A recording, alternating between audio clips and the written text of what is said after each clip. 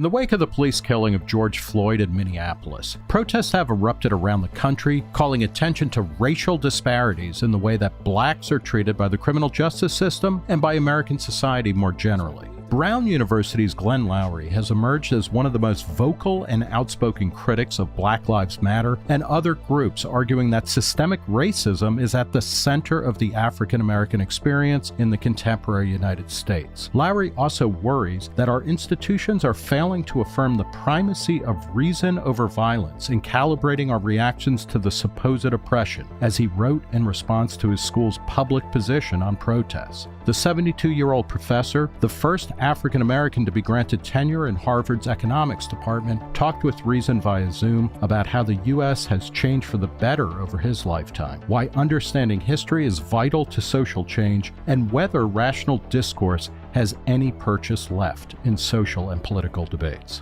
Glenn Loury, thanks for talking to Reason. Good to be with you, Nick. So you are a critic of arguments that systemic racism is the primary cause for problems facing Black America. And you recently told City Journal of the Manhattan Institute about policing in America. You said there is a problem, but I think its scale is exaggerated. And in the same interview, you commented on the killing of George Floyd, and you said that case is terrible and that there's really no kind of talking your way out of what people see there. Can you disentangle those two statements a bit? One, which is that the case of George Floyd is terrible and it's on display for everybody to see. And then also that there is a problem with policing and Black communities in America, but it's been overstated. Okay, so, I start with the observation that every one of these viral incidents comes to our attention because of the structure of information dissemination in the society. With these mobile phones and all of this video, with this networked, social media mediated, fever pitch attuned hive of back and forth that goes on. So we know every single one of these incidents. You can name these names. These names are known to us. They number in the dozens or whatever. But it's a country of 330 million people. There are tens of thousands of encounters of variety of kinds that are ongoing. The determination that I will view my reality through the kind of hysterical reaction to legitimately troubling incidents, but they are relatively few in number and not characteristic of the day-to-day life of African Americans in the country. So, the question here is about race. Do these incidents indicate something about the tenor of race relations? I'm still not entirely persuaded that these are racial incidents. I think the routine and habitual reporting of these incidents, characterizing them in terms of the race of the people who participate, presupposes a motive for action, which is in almost all of the cases never established. We just presume that a white police officer is acting in some way against a quote unquote Black unarmed man because of their whiteness and Blackness respectively. We ought to really stop and think about that imputation, think about that presupposition. As I've tried to indicate in some of my commentary, there's a lot of, quote, Black crime, close crime. I'm not talking about Black on Black crime. I'm just talking about Black people breaking the law. There's a lot of it. Do we want to dwell on the fact that they're Black? We talk about race in America, going back to the founding, because Blacks and whites, and early on it was whites who wanted to talk about race and kind of created these. But we don't talk honestly about it. Consider. So we talk about these viral incidents like George Floyd. Now, in many of these encounters, they say he was only trying to pass a $20 bill and he got 911 called in. Eric Garner was only selling loose cigarettes out in front of a convenience store. Michael Brown was only, and it's not supposed to even be relevant, strong-arming a package of cigarillos, et cetera, et cetera. In so many of these instances, the, quote, victim is resisting and attacking the police officer. The police officer's use of force may be disproportionate. True enough. But can it be irrelevant that the incident is precipitated by the, quote, victim resisting and using violence against the police officer, can that be irrelevant? Now, again, I want to emphasize, is the race of the person who resists arrest a relevant datum in assessing what's going on? So my bottom line on all of this is I feel like we're out of touch with reality, that we're really letting a kind of meta politics and a kind of meta racialized moralism, which I don't think really is very deeply philosophically moral at all, equity, equality, but defined in terms of race. We're letting that kind of thing drive us. And it troubles me very much about the intellectual political climate of the country at this moment. So you in the same interview with City Journal, you said, "I'm 72 years old, and I know what things were like in the 1950s and 1960s. The United States has become a completely different country. Whites can lose their jobs today if they talk to blacks in the wrong tone. Institutions at all levels of government work full-time against racism. Every university and major corporation has a powerful executive position that monitors and strives for diversity and inclusion." Can you sketch a little bit about how things have changed over your lifetime? Your professional lifetime, you've been a professor since 1976. Are things better or worse for blacks in terms of kind of everyday material conditions? I think you'd have to say they're better.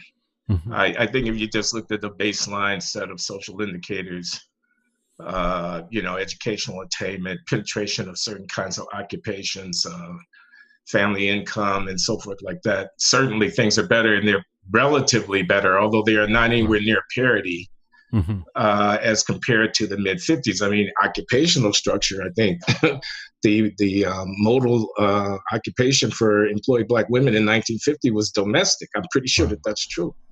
I think you had a minuscule number of people in the professions in medicine and law and in the academic and so on, and you could go down those indicators. I think, however, that if you were to look at other indicators like the stability of family life, like the degree of criminal violence, you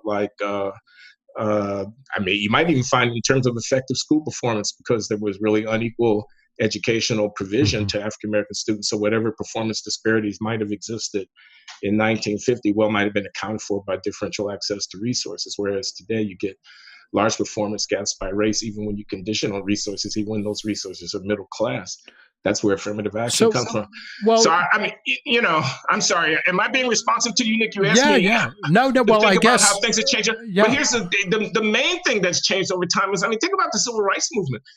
Those questions were really the legitimacy of the things that King and company were working for in the late 50s and the 1960s were in question. Everybody was not on the same page in terms of affirming the legitimacy of those claims. Everybody is on the same page now. King is a national holiday. It's not the same country. It's ridiculous to think of it as the same country. And if I may, I'd say I think these things are not unrelated.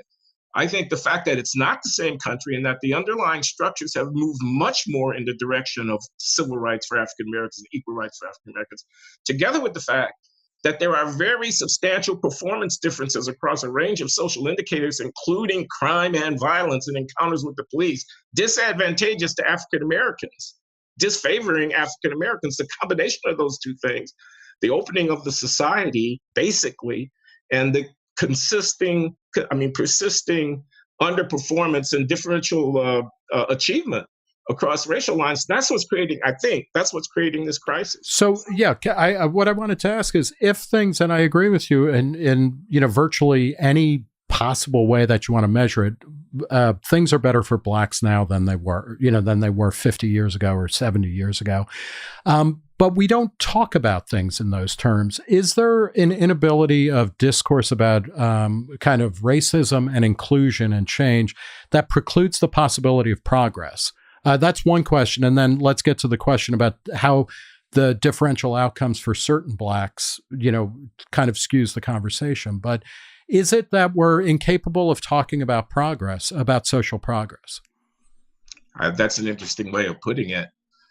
I think I might agree with that if that were the claim. The claim is we're not really able to have an effective deliberation or discourse. And I think that's true. I suppose there could be theories about why it's true. I think there's a lot of dishonesty and a lot of kind of avoidance I Who think there's can I ask a you, lot like, of yeah. I just wanted to who? say virtue signaling. There's a lot of moral Okay. posturing. There's a lot of Yeah. kind of branding. That Hmm. it seems to me that, like, for example, this spate of corporations coming out for Black Lives Matter. You can't tell me they have a politics. They don't have a racial politics. It's just like the Super Bowl. You want to have your brand advanced by making a statement within a certain context. So I think there's a lot of that. Sorry, you were So saying. I mean, is that what you mean when you say dishonesty? It's certainly virtue signaling, but I mean, are people who are saying that the country is worse now? And I'm thinking it could be somebody like Al Sharpton, but there are wide numbers of white people, of white spokesmen, or if that even makes sense, who will say that this country has an irremediable race problem, and that things are as bad now as they've ever been. I mean, they're just being dishonest, or do they actually Of course they're believe that? being And they're just, dishonest. Come on, of course they're being dishonest. Of course they're being dishonest. I mean, I don't know what they're talking about. Look around the world. I mean, his history wasn't bad. Of course, there was slavery. I mean, there's no denying that there was a race and is a race phenomenon within the context of American history. But this is an open society.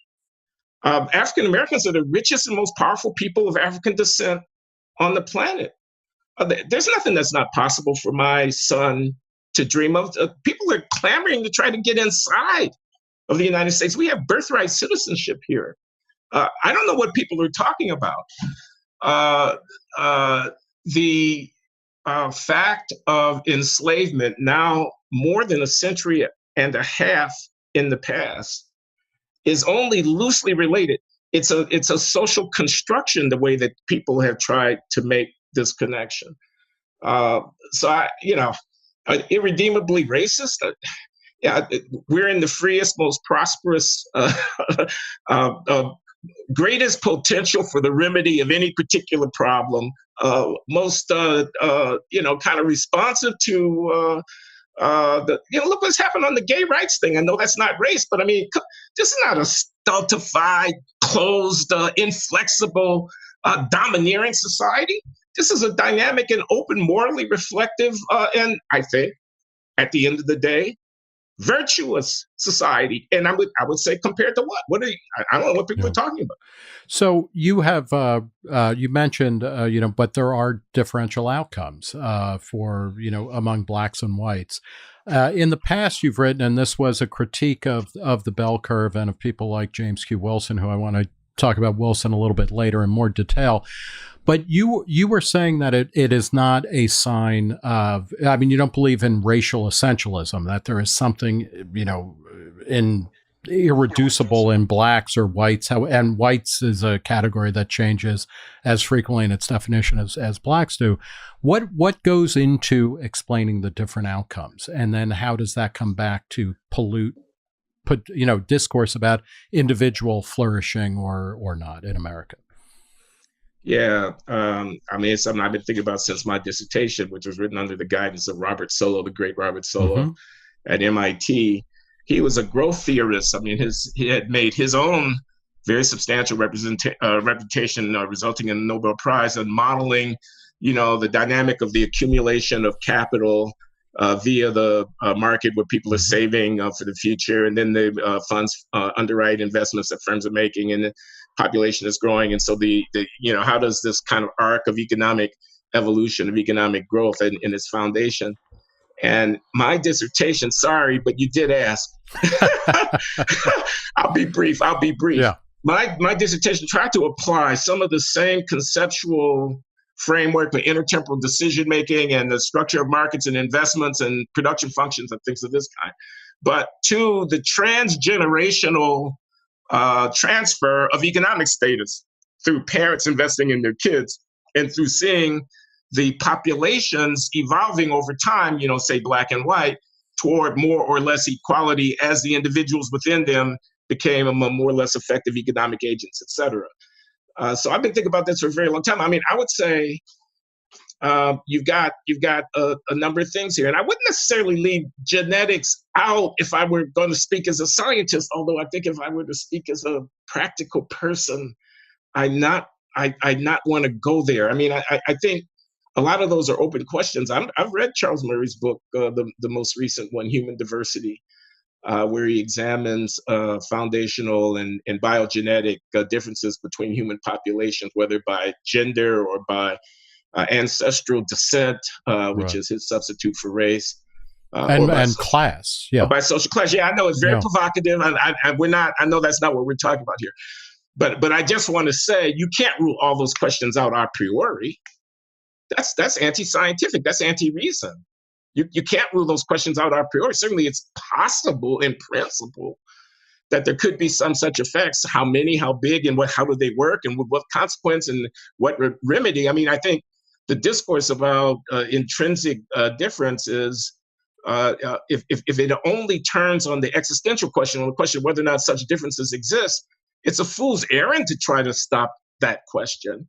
But the question is about how much significance should be given, and moreover, and perhaps more importantly, what are the interventions that could mitigate or make much less significant whatever these. I mean, like eyeglasses correcting vision, et cetera, et cetera. So yeah, but what's the social equivalent of eyeglasses? I'm wearing contacts. You're wearing glasses. We both would be dead. A couple of centuries ago. What's the equivalent of that in contemporary American life, so that people who grow up poor don't end up passing on a poorer life to their children, who then pass it on? Yeah, I'm hard pressed to say it, since I'm not Charles Murray. I'm not going to try to defend. I'm not going to try to defend. Oh yeah, no. But in an American context, one of the things that is stunning is that whatever we might say about the income gaps between whites and blacks and Asian Americans, and you can break it down into more discrete ethnic groups.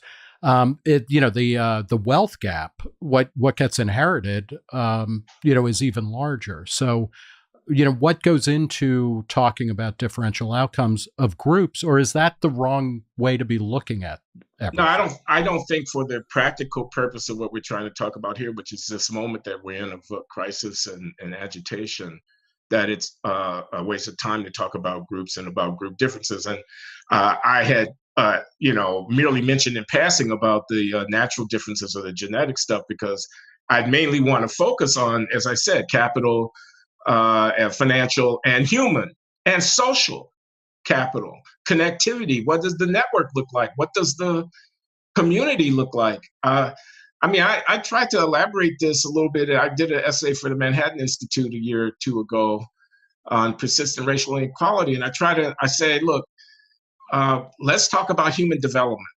But, because that's basically what we're talking about, whether we're talking about behavioral problems that manifest in, incarceration or academic achievement or whatever, or we're talking about development. We're talking about how individuals acquire the traits that are going to be valued in the marketplace, and that are going to allow them to be effective in life, to be good citizens and neighbors and parents and all of that. And the disparities that we're seeing, I want to say, and this is extremely controversial, I think are a reflection basically of disparities in the development of these respective populations categorized by race. I don't think it can possibly be irrelevant that the majority of kids born to a Black woman are born to a woman without a husband. I don't know the answer to all these social psychological questions, but the possibility that aberrant behavior among male adolescents might have some functional connection to father absence, how can you rule that out? The violence, and the level of violence, you telling me that has no cultural component? I don't believe you. I don't believe you. Okay? We just don't want to go there. So these developmental impediments may have their root in slavery and marginalization. This is the philosophical thing that's here, is that it's irrelevant. It's irrelevant what the historical genesis of whatever kind of behavioral maladaptations might impede the human development of a substantial proportion of a racially defined population so as to create disparity. It doesn't matter that the historical pattern might have, because this is not about assigning blame. This is about what the possibilities are going forward. And in that case, if you don't address the behavioral root, I mean, for example, school discipline. So if you just look at the statistics, it's an outsized order of magnitude like difference of the rate of the kids are disciplining because they're acting out in school by race. Now, maybe you should or shouldn't suspend kids from school. Maybe you should or shouldn't have police officers in school to deal with behaviorally problematic kids. Whatever. We could discuss the policy issue of it, but a racial disparity of the magnitude that you can observe in the data is not plausibly the consequence of the racism and discrimination of the school district. It is much more plausibly a reflection of disparate behavior across racial groups of kids within the school that's disruptive. Okay, so you're saying, if I just to summarize, what you're saying is, okay, I'm sorry. When people sometimes people will say black kids, black boys especially, get suspended from school or they get detention or whatever passes for discipline at far higher rates than white kids do. One story that people say is that's because the system is racist, or whether it's intended or not, it ends up defining black male behavior as criminal, as problematic, and then it puts those kids into a category where, there are problems at school, they become problems in the workplace, they become problems in society. What you're saying is, no, actually what we're talking about here is basically a difference in behavior that has its roots in cultural phenomenon, and it leads to bad outcomes, and that it's not about systemic racism as much as it is about the failure of kind of cultures and subcultures to produce the types of people who are going to be successful in a given society. That's precisely what I'm saying. Okay. That's exactly what I'm saying. I mean, what I want to just amend is to say, I don't know that for a fact, but it's an entirely plausible and defensible hypothesis. And if true, attributing the situation to something called systemic racism avoids addressing the behavioral underpinnings, which are problematic in and of themselves, and B, denormalizes so that the ability to make a judgment about behavior becomes undermined. As we, in effect, look askance, look away from, avoid the reality of the underlying differences in behavior, not difference in how they're treated by the system. I would allow, though, that the fact of the difference is significant in and of itself. It does contribute to a more generic, stereotypic, denigrating social meaning of the blackness of those kids. Yeah, black boys become, presumptively problematic, and undoubtedly there will be instances where people were acting on that presumption erroneously to the disadvantage of some perfectly innocent person. All of that will also be a part of the situation. So, what are the types of interventions then that you think are useful? Because the intervention that the anti-racists are making is, well, we need to change the way that we define problematic behavior. We need to intervene in the economy and through government welfare programs or transfer programs, a less loaded term. You're not a fan of that necessarily. What are the types of interventions that would help Black kids prosper and also change the rhetoric so that we're talking more about behavior rather than group differences? I suppose I should have an answer to that question, Nick, but I don't. I mean, I think the honest thing to say is I don't know. Mm-hmm. And that puts you in the position of being a critic without a substitute. So, I mean, people are going to say a lot of things. As far as I am aware, the evidence that you can mitigate the socially disruptive through it's a more generous social provision. I mean, I think I suppose we have to talk case by case about program by program, but I think it's kind of, you're not going to solve the security problem in American cities through more, midnight basketball, job training, more social workers. Is that could you trace your kind of intellectual journey since, getting, I applaud you for finishing your dissertation. I did too. So we know the derision which people talk about ABDs and all of that kind of stuff. How has your understanding of the role of the government in helping people to either flourish or fail, have you followed the same course over the course of your career, or have you gone through various changes of that? Because what you just said, and name checking Midnight Basketball, of course, goes back to the Bill Clinton, Joe Biden crime bill of the 90s, where the idea was that, but, and that made sense. And we were in a moment of rising crime rates. I mean, for 20, 30 years, crime had been going up significantly. And the idea was that if you gave more kids in the inner city, which was both a code word and not a code word for blacks and minorities, but also poor whites, if you gave them more social opportunities like suburban kids had, things would work out better. You're saying that didn't work. Were you always in that camp? And then where are you now? No, I wasn't always in that camp. I think I was much more, when I came out of graduate school, much more just conventional kind of liberal Democrat. Mm-hmm. I was pro-affirmative action all through the early 80s. And I finished my thesis in 76. I mean, all the people that I consorted with, my good friends and associates, would have been more or less liberal, Jimmy Carter types. Mm-hmm. But the Reagan Revolution actually upset me. I mean, guys like Jude Wanniski, mm-hmm. George Gilder. I'm not kidding. I mean, I was actually reading these books. I was watching these like the David Stockmans and the whatnot. These young congressmen that were kind of critical.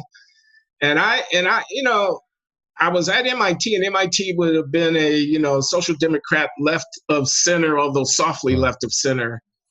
Samuelson would have thought himself, certainly very much, but also econometric. I mean, and scientific, right? I mean, very scientific. And pro markets. What an amazing.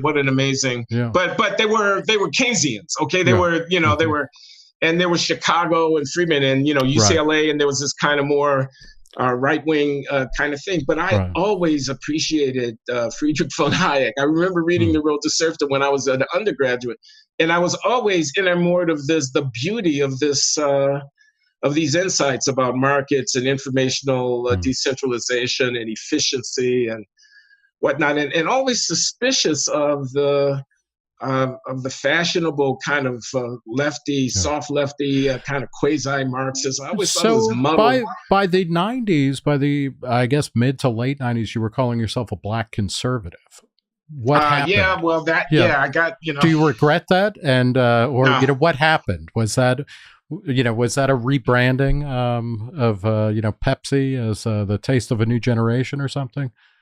What made you into a black conservative? I think some of it was cultural. I was kind of traditionalist in the culture war stuff. Mm-hmm. Some of it was opportunistic. I happened at a particular moment, I was writing these essays. The neocons kind of adopted me. Peretz at the New Republic, mm-hmm. Podhoretz at Commentary, Irving Crystal at the Public Interest, Richard John Newhouse, late Richard mm-hmm. John Newhouse at First Things, and before that, whatever he was doing at the Religion. So I was kind of consorting with a set of people. I don't know. It was a number of different things. I mean, some of it was I didn't think the Sandinistas were the greatest thing since sliced bread either. I thought socialism had absolutely devastated huge swaths, affecting hundreds of millions of people in Africa, behind all these what I thought were ridiculous, centralized, easily appropriated by political factions, rent-seeking, creaming off the top. I mean, So it was strange, wasn't it, that in a post-colonial era where people were, in the developing world were rejecting Western imperialism, somehow Marxism didn't count as a Western phenomenon, right? Yeah, that's a nice point, actually. Because none of them have actually read. They haven't read Marx. Yeah. They haven't read Hegel. They haven't read Kant. They haven't read anything. So what, but by the same token, you became critical of the kind of neocon establishment in the domestic version, anyway. Where do you find yourself now? And is it that you have been staying straight and true kind of to an ethic of inquiry or of empiricism, and the cultures around you are changing? Or how do you identify yourself politically now? And I guess in a deeper way, methodologically or ideologically, what are your self descriptors? I feel like a man without a country politically. I am an economist. I mean, and I'm a liberal in the very respectable, classical tradition of that. I'm a traditionalist. I used to be religious. I mean, really religious. I was baptized at the age of 40. I was effectively a deacon in a church congregation where my late wife, Linda, and I worshipped for over a decade. What sect was that? You because you're describing. It was Christian. It was African American. AME, African Methodist Episcopal, would be the denomination. So it was a mainline Protestant. The congregation was somewhat on the charismatic, more kind of evangelical side. So did you have, to go back to Jimmy Carter, did you have a born again experience? So, I had what I chose to construct as a born again experience in the context of my own particular life, coming out of drug addiction and a kind of big public fall when I was at Harvard and got into a scandal. And it was kind of, rehabilitating and things were coming together for me in a different way. And my wife stuck by me through this horrible humiliation. And our son, Glenn, we had 2 sons. She's deceased now, Linda Loury. But we were coming through this, and the church was a part of it. I mean, AA was also a part of it. Yeah, sure. I was kind of in a be still, de-emphasize ego, kind of, really kind of fundamental contemplation. How did I get to this point? Taking I have to say, in researching this interview, it's hard to get a full picture of you because these different descriptors get attached to you. And so this is fascinating. And I didn't expect to be talking about born again experience, but that helped you restructure your life and come out of addiction and put your life back together, right? Did you have and I mean, there's a clear individualist strain in that of, both you're working within a system, but you have to make autonomous choices. I mean, you as a liberal makes total sense. Did you have a dead again experience, or how did the religiosity leave your life? Was it, did you have a Damascus Road experience to get there and one out, or was it just? I'll tell you the story. I can tell it very briefly. Yeah. My assistant, I started an institute at Boston University where I was a professor for about 15 years in the 90s and early aughts. And I had an assistant. She was my right hand and a wonderful woman. And she died of a heart ailment at the age of like 42. And there's a long story that I'll keep short, but her life was blossoming and she was cut short. She happened to be a member of my congregation, her funeral. It was at her funeral where the God's not dead, he's still alive. I can still hear the hymn echoing as people danced around the church, celebrating her everlasting life. She was now with Jesus. And I didn't believe it. Again, I make a long story short. The point is, it came to me that I didn't believe it. I didn't believe in life after death. I mean, I recognized that I did not believe it. And I thought, her mother came to tell me that we mustn't mourn. Yeah, she cut down in her prime of life. She was 42, a viral infection of the heart. I knew she was ill in May. In August, she was dead.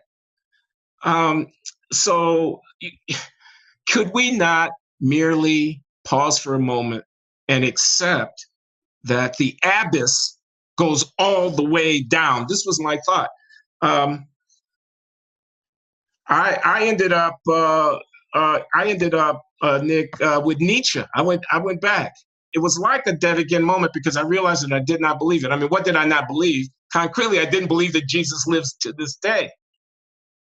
Right? I mean, that's the point. The point of Christianity is he's living. If you don't believe that, I don't know what you're talking about. Okay, so I kind of, now the uh, the music of my life that was provided by my Christian faith and community was absolutely compelling. So I had to like reckon with whether or not I could continue to participate when I recognized that my conviction just didn't, I was serving on the board of Charles Colson's Prison Fellowship Ministries, and I stepped down. And they thought that I had done it out of a kind of Black anger. They thought that I thought that they were racist because, there's Charles Colson, they're conservatives. But I didn't. I loved what they were doing. It's a global ministry, $250 million budget, serving people as Christians inside prisons all over the planet. There's nothing wrong with prison fellowship ministries, even to this day, I'm sure. But I just could not continue to serve on that board because I didn't believe what they were, it was a Christian ministry, and, I couldn't do it. So can I, you raise an interesting set of topics. I mean, based on your lived experience, because the church, a Catholic church, somebody like Clarence Thomas, there's a Black tradition of Roman Catholicism. Somebody like Clarence Thomas exudes that. There's a Black tradition of Pentecostalism or evangelical Christianity, as well as mainline Christianity, and you kind of embody some of that. How do you could you talk a little bit about the tradition of individualism, both within the Black community and kind of individual uplift, as well as in a larger American context? Because it seems like that is working through some of your observations and some of your analysis of this. And as a libertarian, I'm wondering, where has individualism gone in the current moment? Everybody's talking about collective identity. Could you talk a little bit about how you see individualism as an important factor in what you're doing or how you think about things? I will. I mean, I would say, though, I'm not a libertarian. I am a liberal. I understand that. I'm more communitarian than libertarian. But we're working on you, Glenn. This is okay. like. But what I want to say in response to you is Booker T. Washington.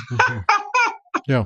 Up from slavery. This kind of, and it's. I laugh because, of course, it's a. He's the ultimate Tom, right? Yeah, exactly. Yeah. But what I want to call your attention to is this beautiful. Well, I think it's a very profound essay by Herbert Storing. Herbert Storing, the essay is called "The School of Slavery." It was published in 1963, apropos of the 100th anniversary of the Emancipation Proclamation, and it's a tribute to Booker T. Washington. And to make a long story short, my neoconservative friends back in the 80s brought this to my attention. And I was really struck by it because there's a point there that I just think is very profound for African Americans. And the point is that the status of slavery was objectively denigrating. It was diminishing. People were not developed to their full human potential. It was dehumanizing. It was immoral. It was also objectively infantilizing and diminishing. So this is the school of slavery that Storing on the 100th anniversary of the Emancipation Proclamation is extolling, that Booker T. Washington understood. The people had to be developed. They had to learn how to read. They had to acquire skills. They had to come to acquire land. They had to inculcate habits. They had to be virtuous. They needed respectability. They were not at some level entirely respectable. I'm sorry, worthy of respect, of course, but I mean, sorry, slavery actually was a hammer coming down on people. It held them down and suppressed them. This kind of point, okay? So here's how I relate that. I mean, I think you basically, it's a philosophical thing. You basically have two large kinds of category of explanation that you can bring to bear. One of them is, I know they look askance at me. I'm going to show them that they're wrong. And the other one is, they look askance at me. I don't care what they think. You can either dispel the doubt that plagues the Negro. I use the word in its historical context, that plagues the freedmen in the aftermath of slavery. The doubt that continues to shadow African Americans. Yes, some of it is prejudice and so-called quote unquote racism. And some of it is self-doubt.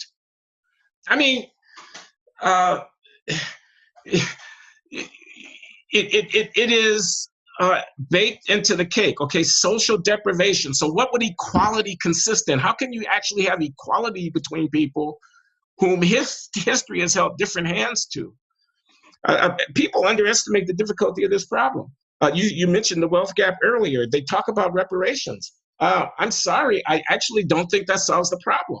Because the problem is the different capacities to generate wealth as between the populations, which is historically inherited, but it's nevertheless a problem. Starting businesses, for example, entrepreneurship, saving, risk taking. The wealth doesn't fall from the sky.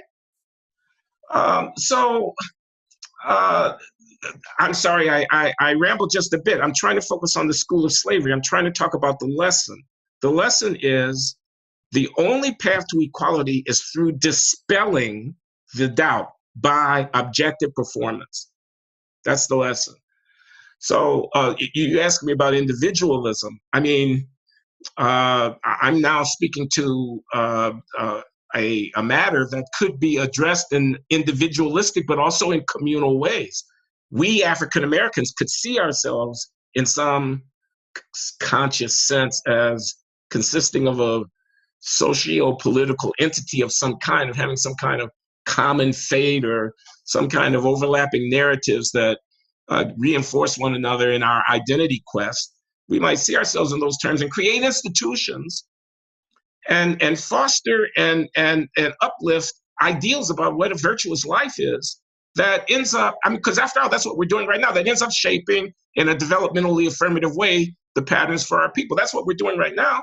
All of these protests and demonstrations, all of this remonstration, all of this myth making that's going on is in effect putting forward, not only for African Americans, for the country as a whole, but vis-a-vis the position of African Americans, certain ideas about what constitutes virtue, what you know, those things are in play.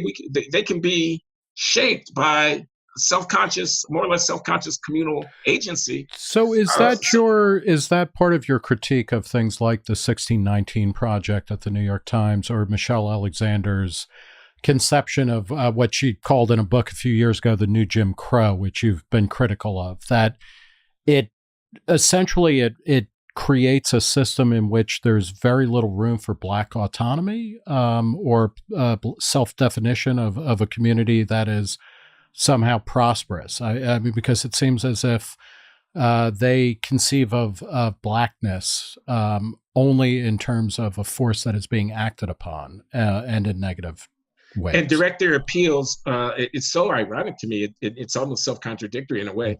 They direct their appeals to the larger structure, to white society, which is called upon to reckon. We must finally have a reckoning with racism. If only we would have the conversation about racism and people would come to terms with our history. Well, who are these people? These are the people, you know, that are supposed to be the racist. I mean, as I put it, no one is coming to save us. The supposition that appeals made in general to the American public to somehow reconstitute ourselves so that racism goes away is, I think it's self-contradictory.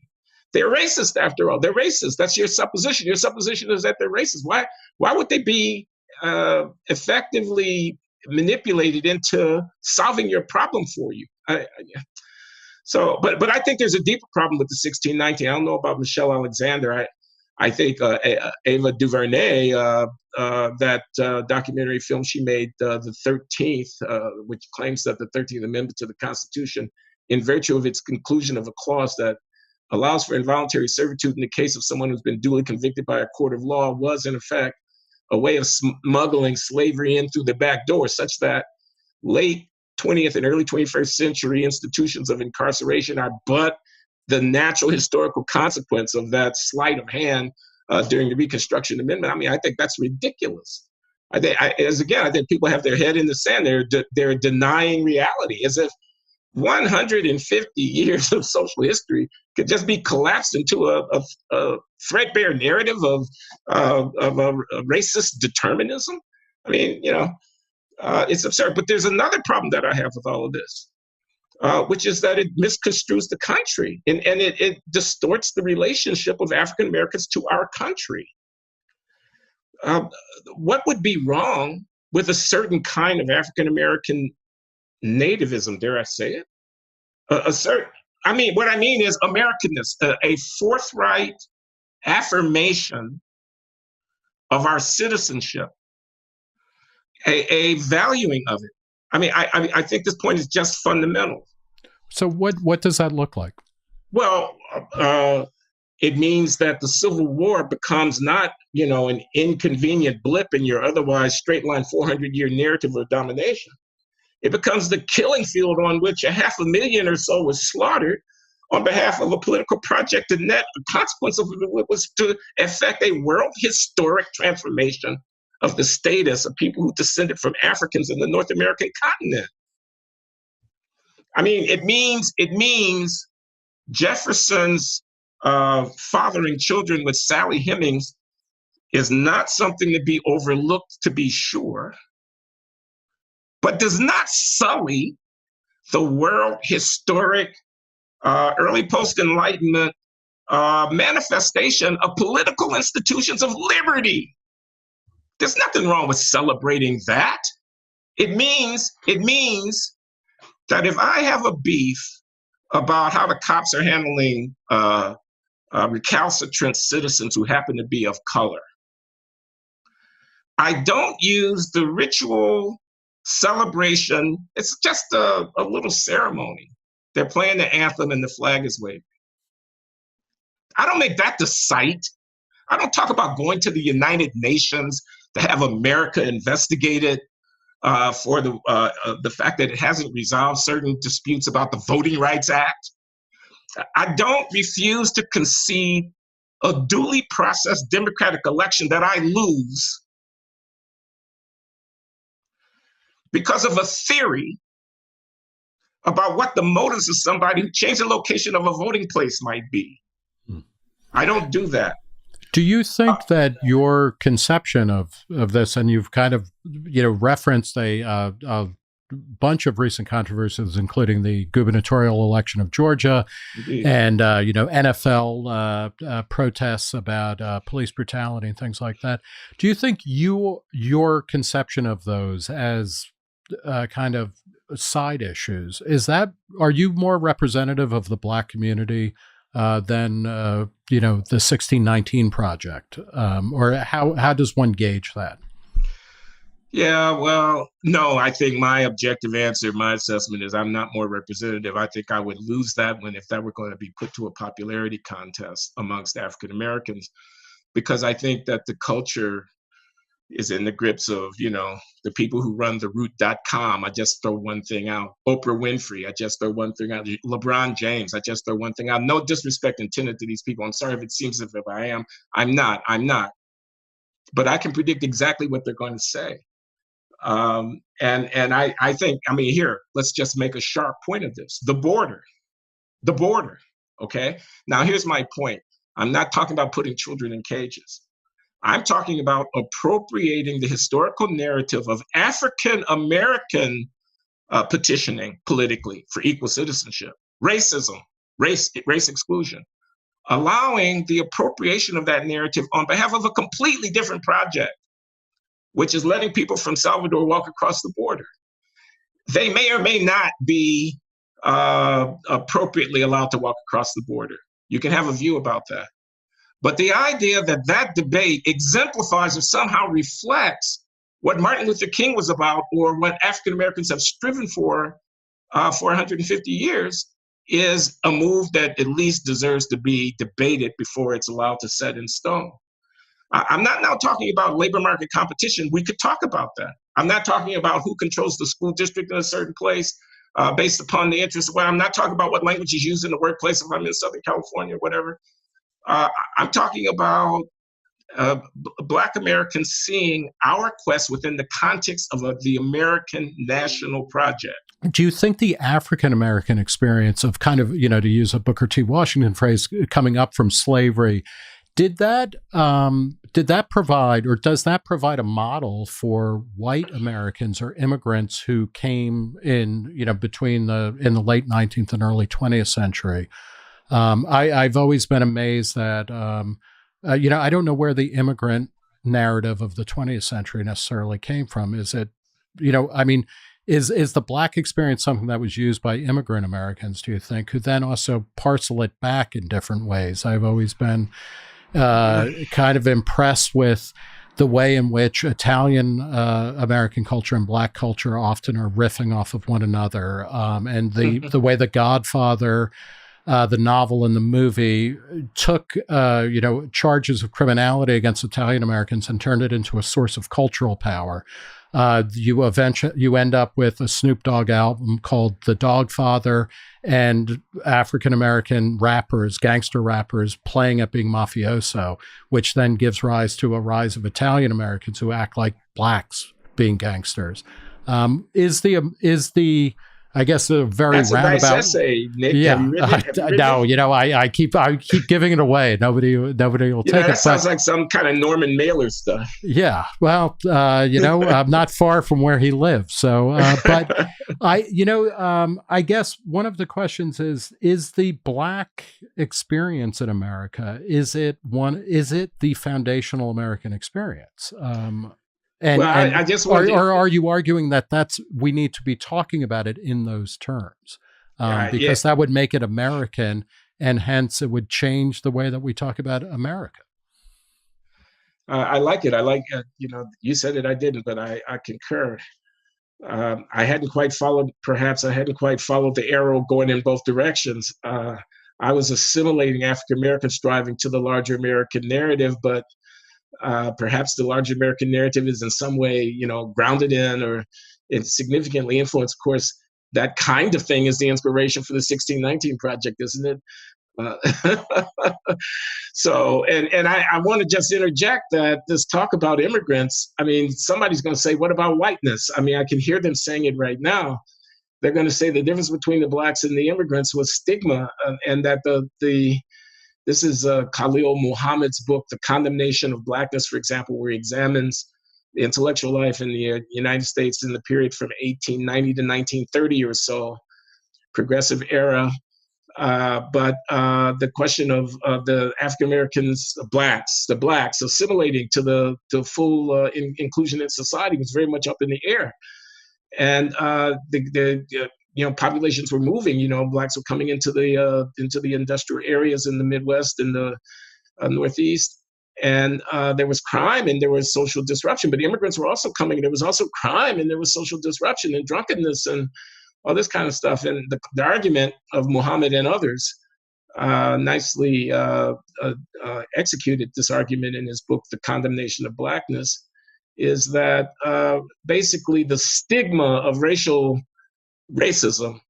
kept the powers that be, the people who edited the magazines and who gave the lectures and wrote the books, from seeing that in a way these were two sides of the same coin that was going on with these populations. And it's because there was doubt about whether the Negro was assimilable in a way that there was not doubt about whether or not the Irish, quote unquote, could become white, kind of thing like that.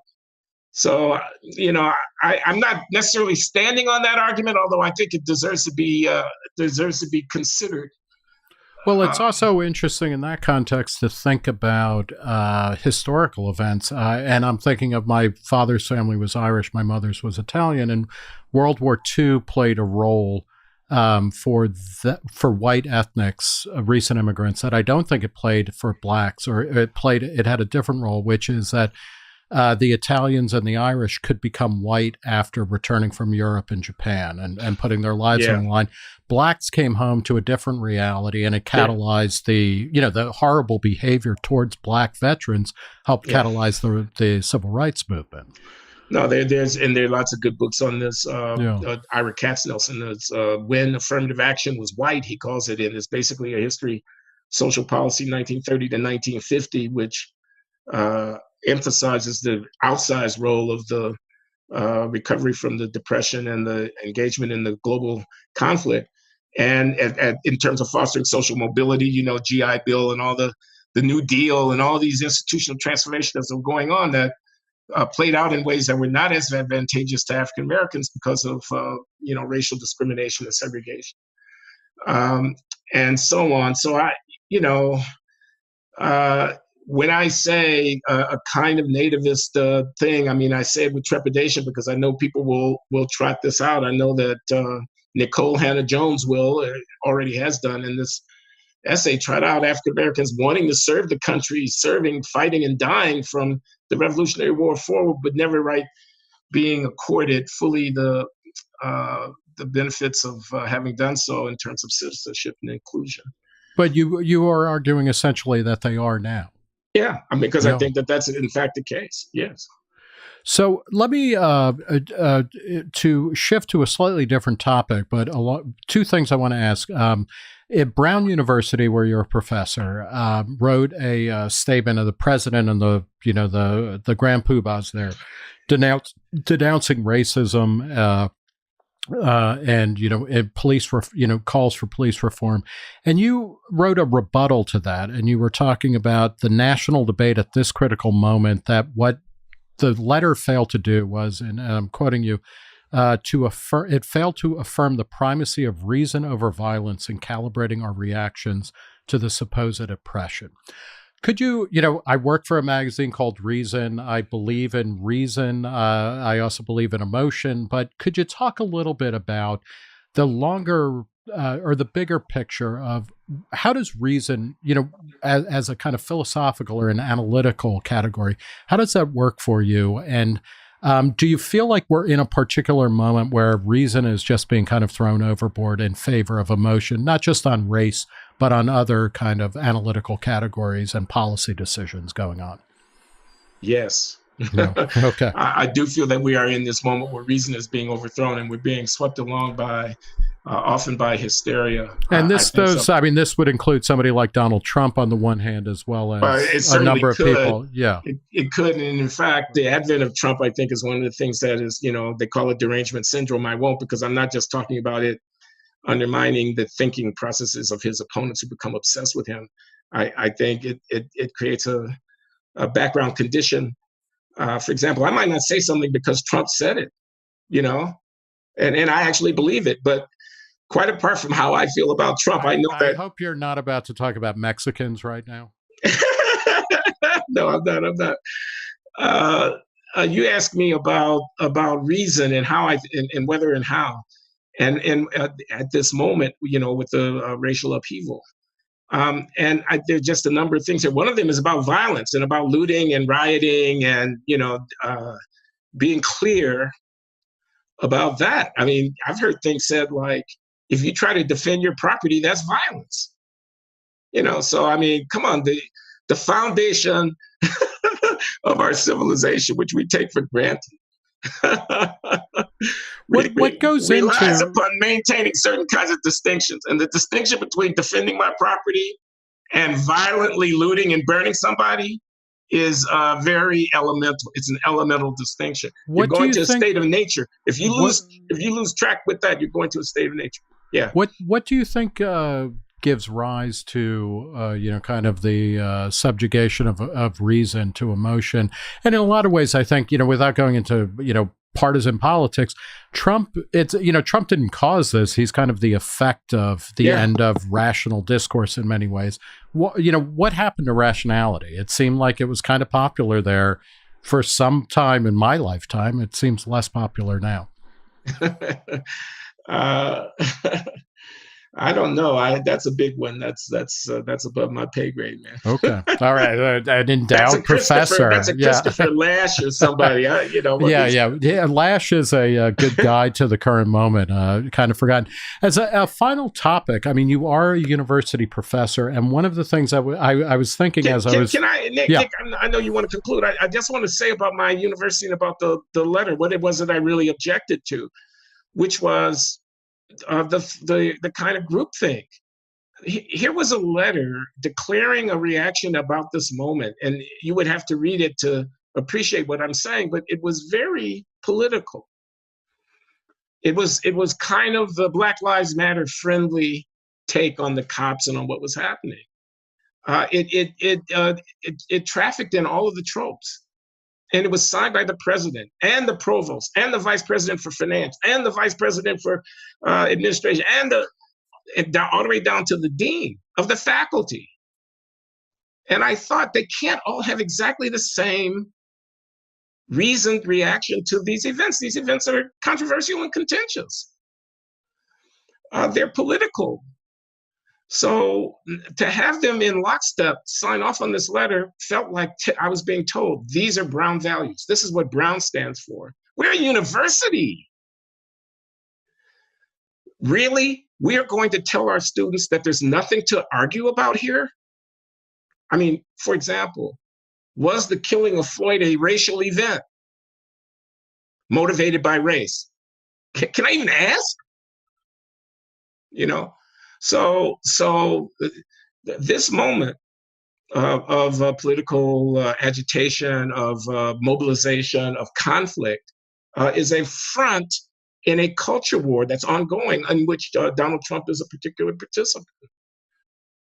It's regional, it's class, it's ethnic, religious. It's got a lot of different dimensions to it. All kinds of changes are going on in the world.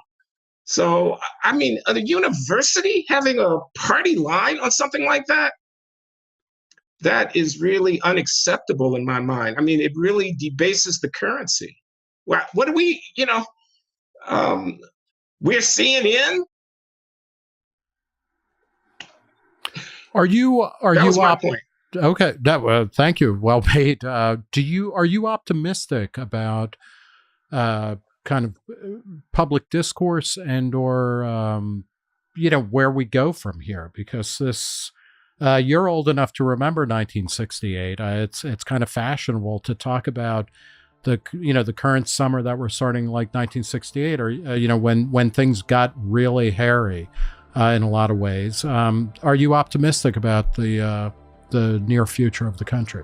No, as a matter of fact, although I'm no sage, I don't have any foresight. No, I'm terribly frightened, to be honest with you. As you ask, I'm very, very concerned about it. I think we're going to leave it there. Not a lot to say after that. So I want to thank Glenn Loury for talking to Reason. Glenn, thanks so much.